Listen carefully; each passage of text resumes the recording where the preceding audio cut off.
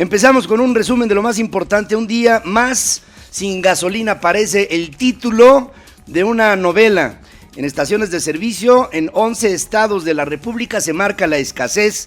El desabasto afecta al transporte de mercancías, imaginen ustedes la movilidad de todas las personas que trabajamos todos los días. Esta se ve trastocada. Integrantes del gabinete, mientras tanto, cancelan sus comparecencias ante el Congreso por estar atendiendo una emergencia y no dormir más de 4 horas al día, según aseguraba la propia secretaria de Gobernación, y con esto se justificaba. Aún no hay fecha para la comparecencia del director de Pemex. ¿Sabían que tenemos director en Pemex? Yo realmente no lo sabía, pero ya lo averigüé.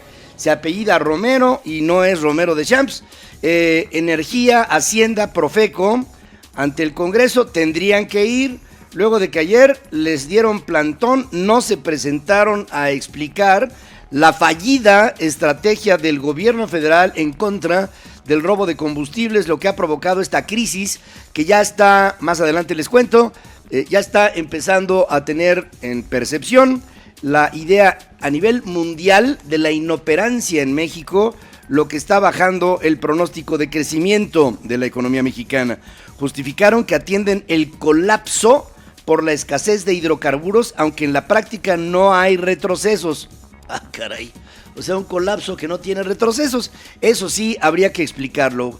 Con carteles en los que se leía "den la cara", legisladores de oposición reprobaron la inasistencia. Jorge Espadas, diputado por Guanajuato, uno de los lugares más afectados, calificó la ausencia como falta de capacidad para dar respuestas veraces. Yo diría falta de capacidad hasta para llevar su agenda, porque podrían haber mandado un recadito hace 48 horas y no hubiera pasado nada, pero es más. Fíjense, los funcionarios, el director de Pemex, si tuviera 2 neuronas más, podría haber dicho: oigan, legisladores, vénganse para acá, aquí a mi cuarto de guerra en Pemex y ahí platicamos. Lo que sí es cierto, Pedro, es que a la conferencia de prensa sí llegan muy puntuales, y de hecho, este director de Pemex, que bien dices, nos estamos enterando que existe, pues está en su segundo día consecutivo dando conferencia de prensa, que más adelante les vamos a dar los detalles, está comenzando, pero lo cierto es que sí, pues al mero estilo del prismo más fuerte que hubo en este país,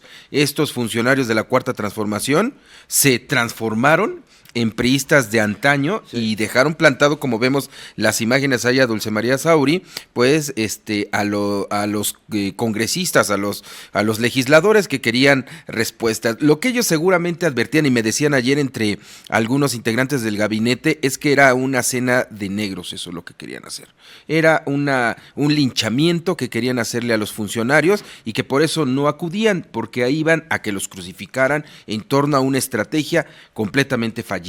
Tú que eres un especialista en manejo de crisis, a mí me llegan y me ponen una emboscada en el Congreso y sales con 5 estrategias para pasar de verdugo a víctima. Por supuesto. Y con eso sales, pero como campeón. Podrías haber salido como héroe simplemente diciéndole: señores del PRI, señores del PAN, esto es resultado de lo que ustedes toleran. Pues se acabó, hombre, no y salías, pero bueno, te daba hasta el New York, hasta el Wall Street Journal te daba la primera.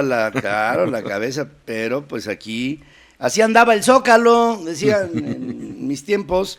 Jorge Espadas, diputado por Guanajuato, como les digo, un lugar en donde hay aguda escasez, hablaba en este sentido. Esperábamos la presencia del titular de la Secretaría de Hacienda, de la Secretaría de Energía, de Pemex y de Profeco.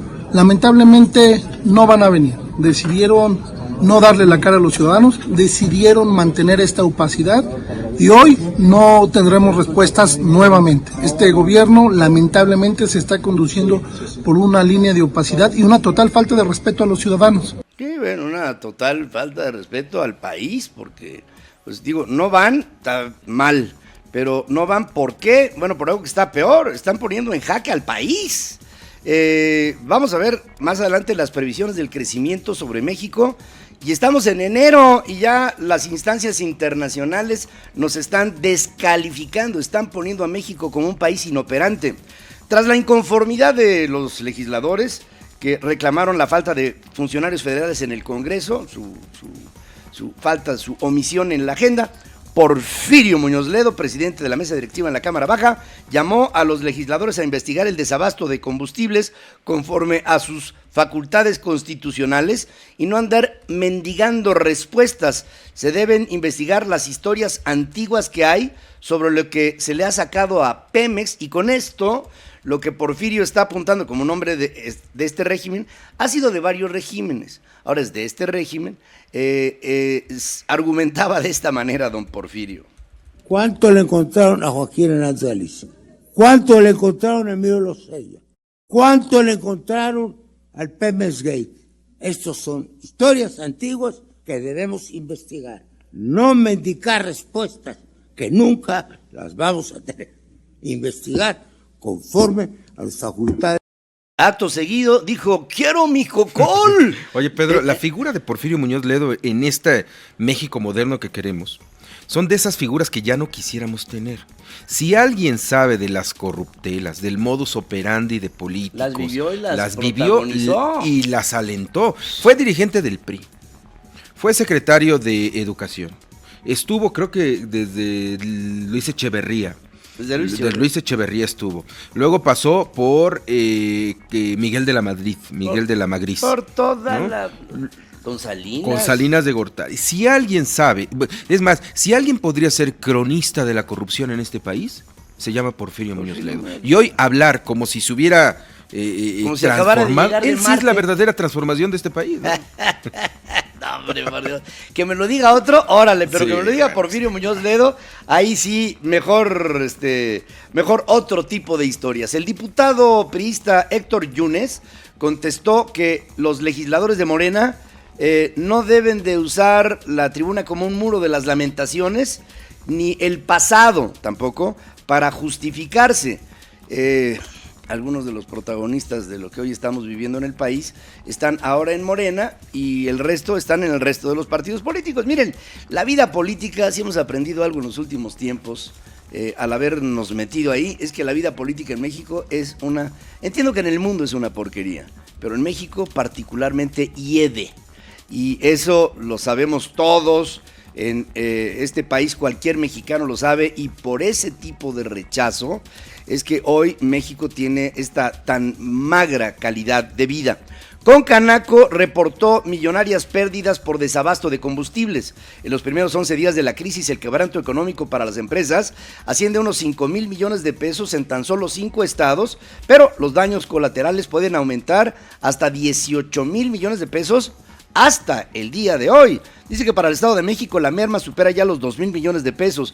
Para la Ciudad de México, 1,150 millones. Para Michoacán, Querétaro y Guanajuato, más de 1,250 millones. Esas son las primeras estimaciones. La Concanaco subraya que los daños serán irreversibles, pero no habrá parálisis económica. Sergio Cabrera, delegado presidente de la Organización Nacional de Expendedores de Petróleo de Colima, denunció que ya se encuentran sin reservas las estaciones de servicio del Estado debido a que solamente se les surte lo necesario para pasar el día. Urgió a que a más tardar el jueves se abra el ducto Salamanca-Guadalajara, porque de lo contrario podría iniciar escasez en todo el estado. Esto, insisto, en Colima. Urgió también a que con el operativo de Canacar, que apoya a Petróleos Mexicanos, la situación para Colima empeora, pues se duplicó el número de pipas haciendo fila en una terminal en Manzanillo, lo que da prioridad a otros lugares de la República y no justamente a Colima.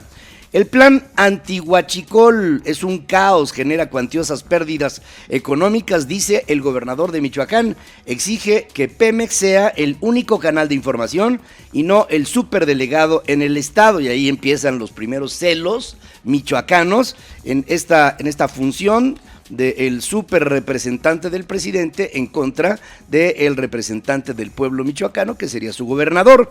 El sector turístico de Guanajuato y Michoacán está en crisis por desabasto de combustibles, dice Jorge Hernández, presidente de la Asociación Mexicana de Agencias de Viajes. Explica que entre el 30 hasta el 35% de los viajes fueron cancelados, al igual que en todo el Bajío. Cancelados, pues dicen, ¿a qué voy? Pues mejor ahí muere.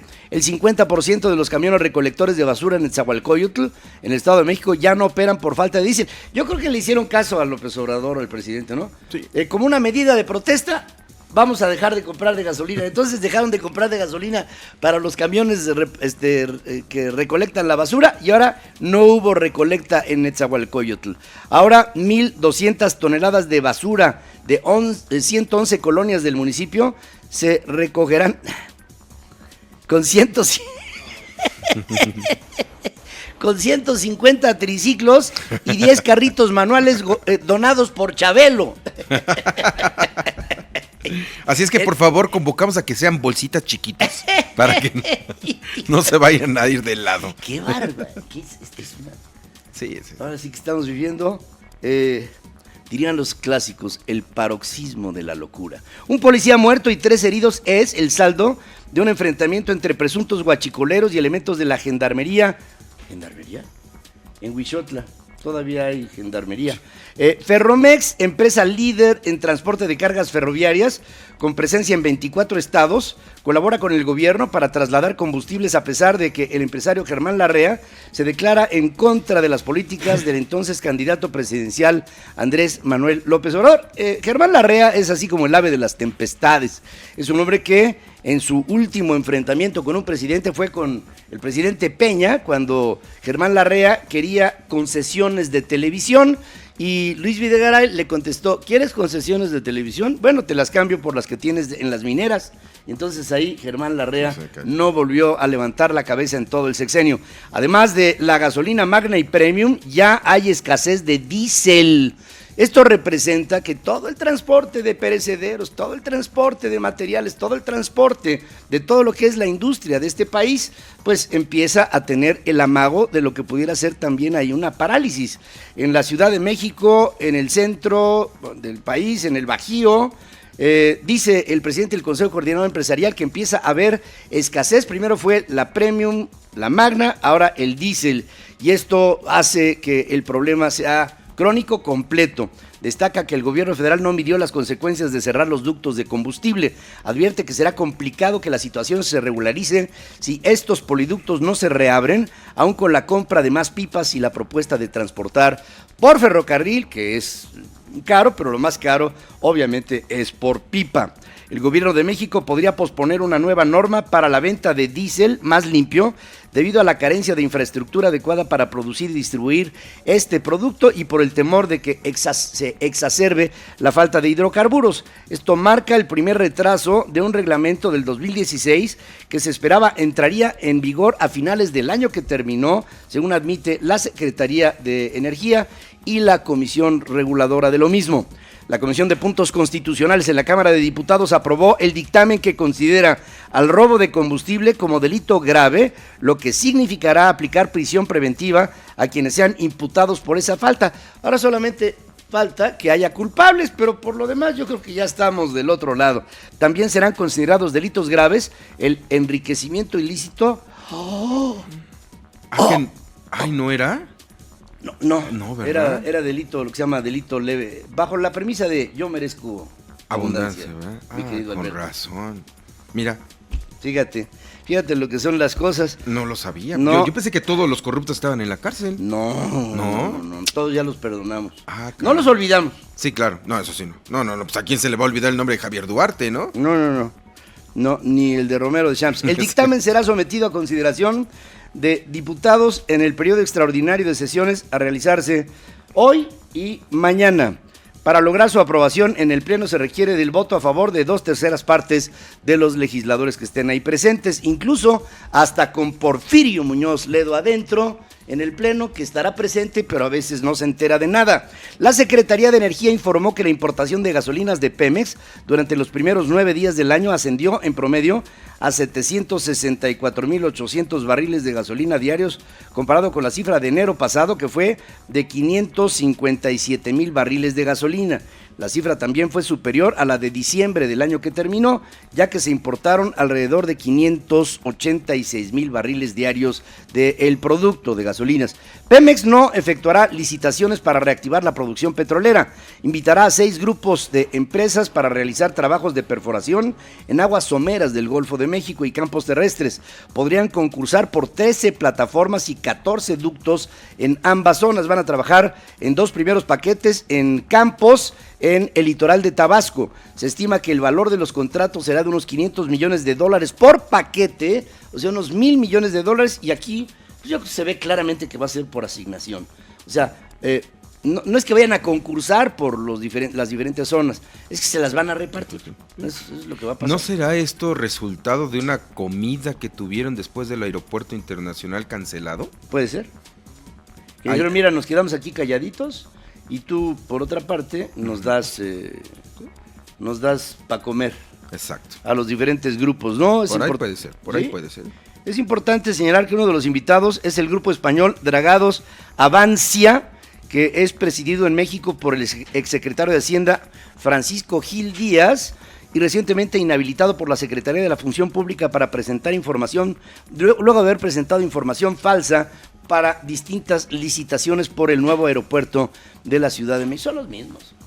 Son los mismos. Y qué casualidad que son los que saben cómo se manejan las finanzas en este país. No que sepan de finanzas, sino cómo se manejan las finanzas en este país. ¿Cuál es el modo, vaya? Exactamente. No habrá borrón ni cuenta nueva en el caso de Ayotzinapa. Incluso se recurrirá al esquema de recompensa hasta para quienes estén privados de su libertad, según enfatiza Alejandro Encinas, subsecretario de Gobernación. Al instalarse esta Comisión de la Verdad y Acceso a la Justicia para el caso Ayotzinapa, Alejandro Encinas subraya que todos los servidores públicos, independientemente de la institución a la que hayan prestado sus servicios, forman parte de la investigación, incluido, especificó, el ex titular de la Agencia de Investigación Criminal de la PGR, que es no puedo decir aquí por este micrófono, pero el señor Tomás Cerón de Lucio, que puede estar involucrado en todo lo que fue el operativo de borrar evidencias que pudieran conducir a la verdad. Tomás Cerón de Lucio, un año antes de que terminara Peña Nieto, lo sacaron de la escena, lo guardaron, y a otro que tomaron y lo sacaron de la escena se llamó Aristóteles Núñez. Fueron personas que fueron sacando y protegiendo. Y casualmente son muy activos en Twitter. Y están respondiendo. Aristóteles, bueno, ya se volvió loco con el Twitter, ¿no? O sea, ya hace hasta estudios ahí a través de redes sociales y los pronuncia. Pero Cerón me llamó mucho la atención porque el fin de semana le sirvió como vocero a su ex jefe Murillo Karam para decir que no había sido detenido. Y mira, si algo tienen estos personajes es que de lo menos que se les puede acusar son de tontos, ¿no? Y no quiero decir que sean inteligentes, sino son hábiles en el sistema político. Son hábiles. Entonces saben por dónde vienen las cosas. Y Cerón es una de las personas que ya tiene la mira para ser detenido en cualquier momento como primer resultado de la mesa de Ayotzinapa. Festejaremos el día que Tomás Cerón de Lucio sea detenido por la justicia. Hay otros, ¿eh? Olga Sánchez Cordero, secretaria de Gobernación, dice que el objetivo de la comisión es coadyuvar a esclarecer lo ocurrido a los 43 normalistas la noche del 26 de septiembre del 2014 en Iguala, en Guerrero. Aclaró que el organismo no realizará investigaciones penales, sino participará como interlocutor con altos funcionarios, dijo. Tenemos la firme voluntad de completar las investigaciones y entregar resultados en un plazo razonable. El decreto para crear la comisión que hoy instalamos fue el primero firmado por el presidente Andrés Manuel López Obrador en su periodo de mandato. Nuestra más firme intención es que los resultados de esta comisión sean también de los primeros que el propio presidente entregue a los familiares de las víctimas y a la sociedad. Y son muy hábiles, en términos así de estrategias políticas, son muy hábiles en el gobierno de López Obrador, porque lo que le hacen sentir a la sociedad es que para López Obrador fundamental es el esclarecimiento del tema de los 43 de Ayotzinapa, y que fue de las prioridades, fue la primera. Y entonces dice Olga Sánchez Cordero, fíjense el sentido de las palabras, y esperamos que también sea el primero de los reportes entregado en donde se ponga en evidencia la verdad. Sí, porque además es un evento simbólico del sexenio pasado. Claro. Que cambió realmente la dirección del gobierno de Enrique Peña Nieto. Los desaparecidos de Ayotzinapa fue la crisis quizá de las más importantes que tuvo Enrique Peña Nieto, sí, que lo desnudó aparte como presidente. Se cayó durante mucho tiempo, se escondió durante mucho tiempo, una investigación muy mal llevada, un ex procurador que decía que ya estaba cansado. Entonces, que lo sacaron de la jugada para cerrar expedientes. Y que además, si alguien llevaba la estrategia electoral del triunfo de Enrique Peña Nieto, era Murillo Karam. Sí. En ese entonces era el que le llevaba paso por paso para el triunfo de Enrique Peña Nieto. Yo diría que aquí hay dos hombres clave en este borrado de evidencias. Uno es, sin duda alguna, Jesús Murillo Karam. Cuando habló de la verdad oficial, ¿no? Sí. El otro es Miguel Ángel Osorio Chong. Miguel Ángel Osorio operó de tal manera que llegó a ser una especie de un limpiado, le llaman los criminales, de evidencias de lo que fue una escena de múltiple crimen.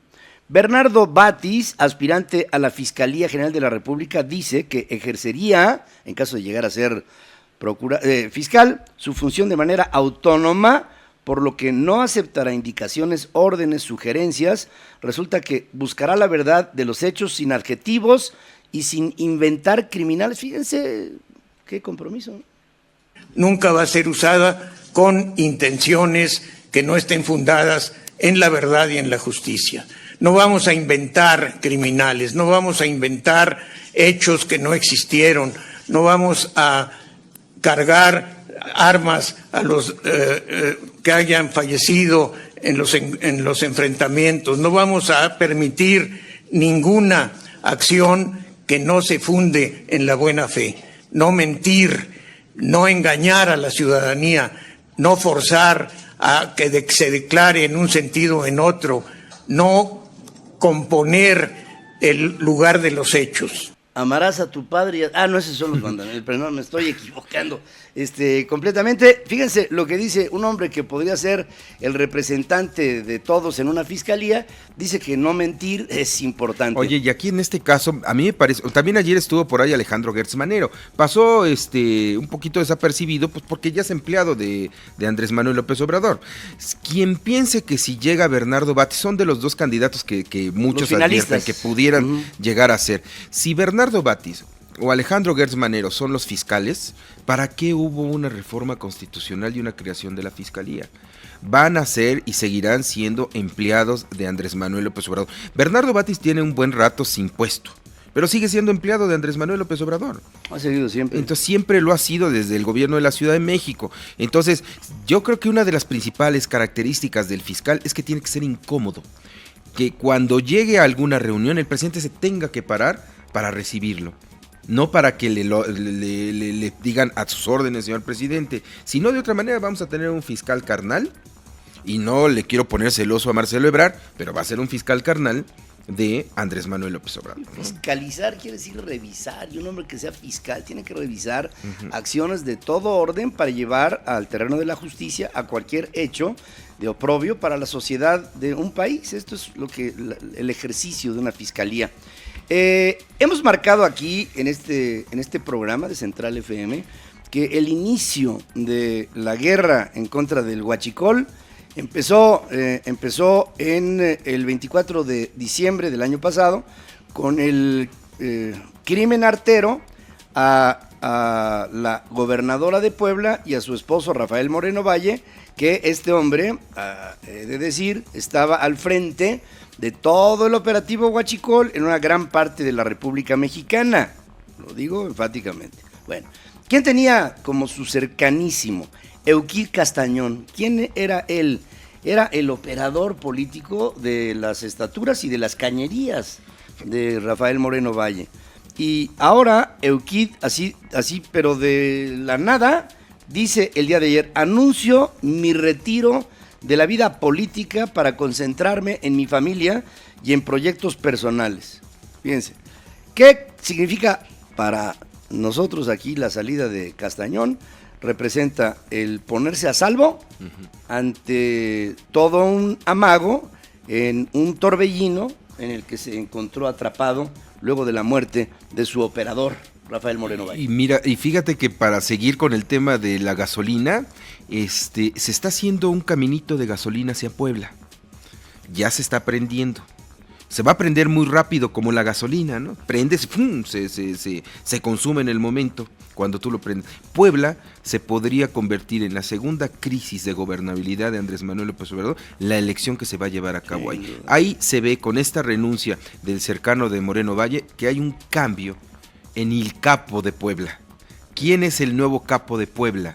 No lo sabemos todavía. Está peleándose Barbosa, que vendrá por Morena, y un Congreso que está dominado por una mayoría de Morena, que pondrá a un interino que les garantice que Puebla sea gobernada por Morena. Sí, y ahí vendrá una crisis tremenda. Porque fíjense, uno de los bastiones dentro del morenismo que surgió en las elecciones, las de la mitad del año pasado, fue justamente que se perdió Puebla. Puebla fue un lunar para el triunfo apabullante de López Obrador y Morena. Y ahora, con la gobernadora muerta, con Rafael Moreno Valle muerto, con Euclid Castañón fuera, pues queda un piso allanado para que entre ahí también el morenismo.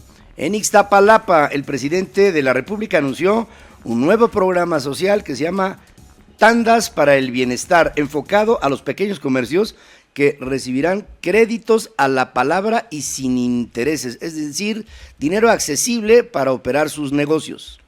De que vamos a iniciar un programa que se va a llamar Tandas para el Bienestar. El que tiene un negocio pequeñito, una tiendita, un taller, cualquier actividad productiva que necesite un crédito, va a recibir ese crédito a la palabra, sin intereses. Y hablo de tanda porque va a ir pagando mes con mes, sin intereses. Termina el año, cumple, paga, tiene derecho a pedir más y a seguir pagando. Así, poco a poco. Es muy interesante ver cómo está evolucionando el tono de voz del presidente de la República.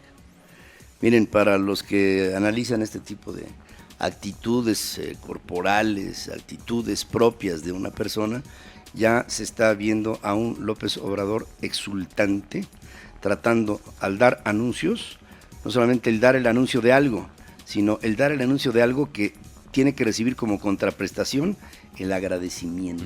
Aquí estamos viendo un hombre que da a manos llenas porque confía. Entonces ahí se puede crear la figura de un líder así hasta las alturas. El juez tercero de lo penal con sede en Villahermosa, en Tabasco, concedió al exgobernador Andrés Granier el beneficio de la prisión domiciliaria para que termine el proceso en su contra por desvío de 196 millones de pesos del Seguro Popular. El abogado defensor, Miguel Alberto Romero, dice que el argumento de más peso es la edad de Andrés Granier, o sea, es lo que se llama un ratero viejo, quien tiene 70 años cumplidos y problemas de salud relacionados con una enfermedad coronaria. Y esto nos lleva a la conclusión. ¿Cuántos pares de zapatos tenía Andrés Granier? No sé, creo que dijo que tenía como 500, sí, ¿no? Sí. Fíjense lo que es la vida. Llegas, te robas una lana, tienes 500 pares de zapatos y ahora estará en su casa de pantuflas.